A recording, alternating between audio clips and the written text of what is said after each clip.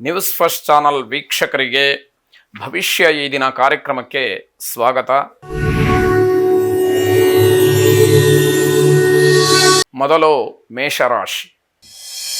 ಮೇಷರಾಶಿಯವರಿಗೆ ನೀವು ಮಾಡ್ತಕ್ಕಂತಹ ಕೆಲಸದಲ್ಲಿ ಆ ಸಾಧನೆಯಲ್ಲಿ ಉತ್ತಮವಾದಂತಹ ಗೌರವ ನಿಮಗೆ ಸಿಕ್ಕುವಂಥದ್ದು.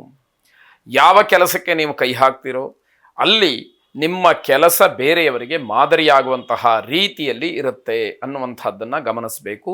ಅದೇ ಗುಣಮಟ್ಟವನ್ನು ಹಾಗೇ ಕಾಪಾಡಿಕೊಳ್ತಕ್ಕಂತಹ ಪ್ರಯತ್ನ ನಿಮ್ಮದಾಗಿರಲಿ ಎನ್ನುವಂಥದ್ದು. ಪ್ರೇಮಿಗಳಲ್ಲಿ ಪರಸ್ಪರ ದ್ವೇಷ ಉಂಟಾಗ್ತಕ್ಕಂತಹ ಸಂದರ್ಭ.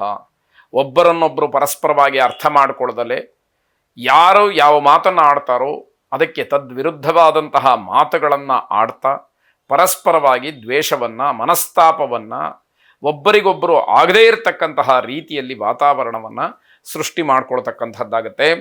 ದೊಡ್ಡ ಜವಾಬ್ದಾರಿಯನ್ನು ನಿಭಾಯಿಸೋದ್ರಲ್ಲಿ ಯಶಸ್ಸನ್ನು ಕಾಣ್ತೀರಿ. ಅಲ್ಲಿ ನಿಮ್ಮ ಒಂದು ಆ ತ್ಯಾಗ ಮನೋಭಾವ ಅಥವಾ ಈ ಕೆಲಸವನ್ನು ನಾನು ಪರಿಶುದ್ಧವಾಗಿ ಮಾಡಬೇಕು ಅನ್ನುವಂತಹ ಮನಸ್ಸೇನಿದೆ ಅದು ನಿಮಗೆ ಆ ಯಶಸ್ಸನ್ನು ತಂದು ಕೊಡ್ತಕ್ಕಂಥದ್ದಾಗತ್ತೆ. ಮನೆ ಕಟ್ಟುವಂತಹ ವಿಚಾರದಲ್ಲಿ ದೀರ್ಘವಾದಂತಹ ಸಮಾಲೋಚನೆಯನ್ನು ನಡೆಸ್ತೀರಿ. ಆ ವಿಷಯ ಮುನ್ನೆಲೆಗೆ ಬರುತ್ತೆ, ಚರ್ಚೆಯನ್ನು ಮಾಡ್ತೀರಿ, ಅದರ ಸಾಧಕ ಬಾಧಕಗಳನ್ನು ವಿಚಾರ ಮಾಡ್ತೀರಿ. ಯಾವ ಸಂದರ್ಭದಲ್ಲಿ ನಾನು ನನ್ನ ಪ್ರಯತ್ನವನ್ನು ಮಾಡಿದರೆ ಅನುಕೂಲ ಆಗಬಹುದು ಅನ್ನುವಂಥದ್ದನ್ನು ಸಾಮಾಜಿಕವಾಗಿ, ಆರ್ಥಿಕವಾಗಿ ಅಥವಾ ಕೌಟುಂಬಿಕವಾದಂತಹ ವಿಚಾರದಲ್ಲಿ ಎಲ್ಲವನ್ನೂ ಕೂಡ ದೀರ್ಘವಾಗಿ ಚರ್ಚೆಯನ್ನು ನಡೆಸ್ತಕ್ಕಂಥದ್ದಾಗುತ್ತೆ. ಹೊಸ ಕೆಲಸಗಳಿಗೆ ಸ್ಫೂರ್ತಿ ಸಿಕ್ಕುವಂಥದ್ದಿದೆ. ನಿಮಗಿಂತ ಕಿರಿಯರಿಗೆ ಸಹಾಯವನ್ನು ಮಾಡಬಹುದು.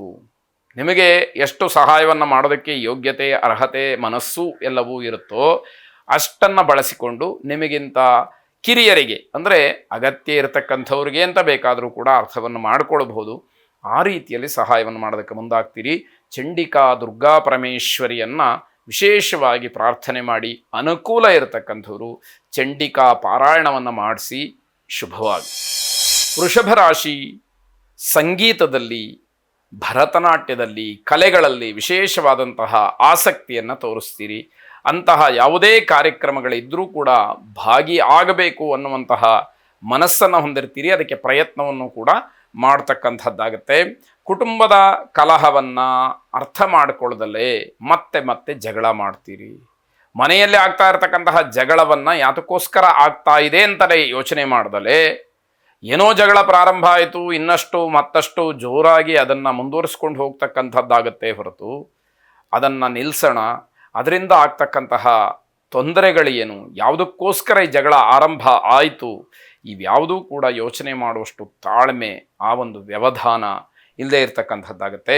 ಹೆಚ್ಚು ಖರ್ಚಿನಿಂದಲೂ ಕೂಡ ಬೇಸರವಾಗ್ತಕ್ಕಂಥದ್ದು.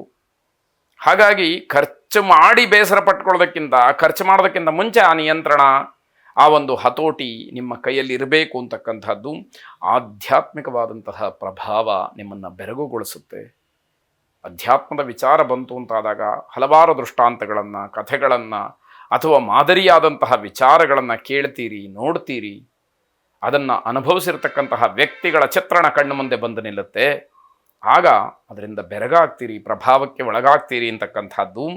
ಹಿರಿಯರ ಮಾರ್ಗದರ್ಶನವನ್ನು ಪಡ್ಕೊಳ್ಳಿ. ಅವರ ಮಾತು ಒಂದಷ್ಟು ನಿಮಗೆ ದಾರಿದೀಪವಾಗುತ್ತೆ.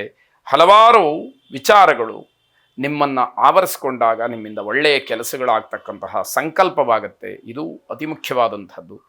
ನಿಮ್ಮ ವೈಯಕ್ತಿಕವಾದಂತಹ ಪರಿವರ್ತನೆಯ ಜೊತೆಯಲ್ಲಿ ಕುಟುಂಬದ ಪರಿವರ್ತನೆ, ಹಾಗೇ ಸಮಾಜದ ಪರಿವರ್ತನೆಗೆ ದಾರಿಯಾಗತ್ತೆ ಅನ್ನುವಂಥದ್ದು ಗಮನಿಸಬೇಕಾದಂಥದ್ದು. ಈಶ್ವರಾರಾಧನೆ ಮಾಡಿ ಶುಭವಾಗಿ. ಮಿಥುನ ರಾಶಿ. ನೌಕರಿ ಅಥವಾ ಉದ್ಯೋಗ ಅಥವಾ ನೀವು ಮಾಡ್ತಕ್ಕಂತಹ ವ್ಯವಹಾರ, ವೃತ್ತಿ, ಇದರಲ್ಲಿ ಅವಮಾನಕ್ಕೆ ಅವಕಾಶ ಇದೆ.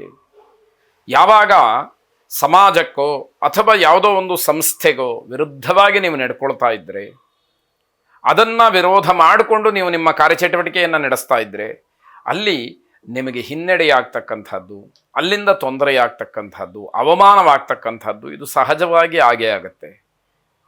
ಅದನ್ನೇ ಶಾಸ್ತ್ರದಲ್ಲಿ ಬಲೀಯಸಿ ಸ್ಪರ್ಧಾ ಅಂತ ಹೇಳ್ತಾರೆ.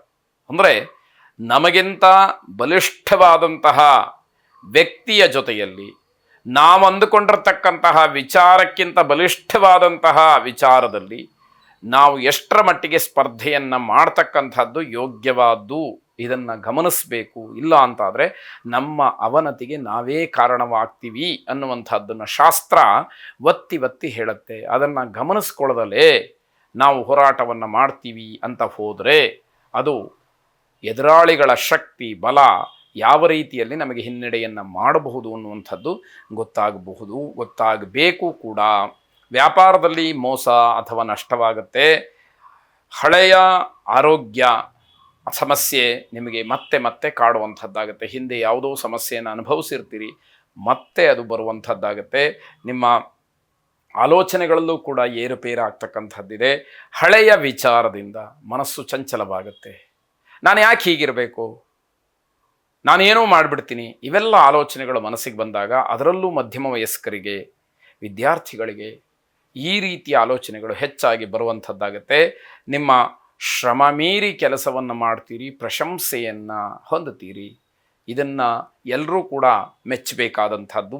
ದುರ್ಗಾ ಪ್ರಾರ್ಥನೆಯನ್ನು ಮಾಡಿ, ಜಯಂತಿ ಮಂಗಲಾಕಾಲಿ ಭದ್ರಕಾಲಿ ಕಪಾಲಿನಿ ದುರ್ಗಾ ಕ್ಷಮಾ ಶಿವಾಧಾತ್ರಿ ಸ್ವಾಹ ಸ್ವಧಾ ನಮೋಸ್ತುತೆ ಎಂಬುದಾಗಿ 8 ಬಾರಿ ಹೇಳಿಕೊಳ್ಳಿ. ಶುಭವಾಗಿ.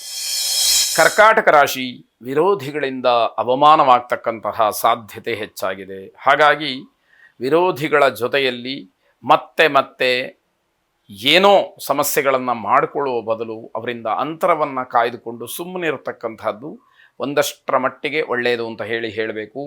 ಕುಟುಂಬದಲ್ಲಿ ಎಲ್ಲರ ಬೆಂಬಲ ಇರುತ್ತೆ, ಆದರೂ ಕೂಡ ಸಮಾಧಾನ ಇರೋದಿಲ್ಲ. ಎಲ್ಲರೂ ನಿಮ್ಮ ಕೆಲಸಕ್ಕೆ ಅಥವಾ ನಿಮ್ಮ ವ್ಯವಹಾರಕ್ಕೆ ಸಹಕರಿಸ್ತಾರೆ, ಬೆಂಬಲ ಇರುತ್ತೆ, ಅವರ ಕೈಲಾದಷ್ಟು ಸಹಾಯವನ್ನೂ ಮಾಡ್ತಾರೆ. ಆದರೆ ನಿಮಗೆ ಯಾಕೋ ಸಮಾಧಾನ ಇಲ್ಲ. ಏನೋ ಹುಡುಕ್ತಾ ಇದ್ದೀನಿ ನೀವು, ಏನು ಅಂತ ಯಾರಿಗೂ ಅರ್ಥ ಆಗ್ತಾ ಇಲ್ಲ, ಮುಖ್ಯವಾಗಿ ನಿಮಗೇ ಗೊತ್ತಾಗ್ತಾ ಇಲ್ಲ.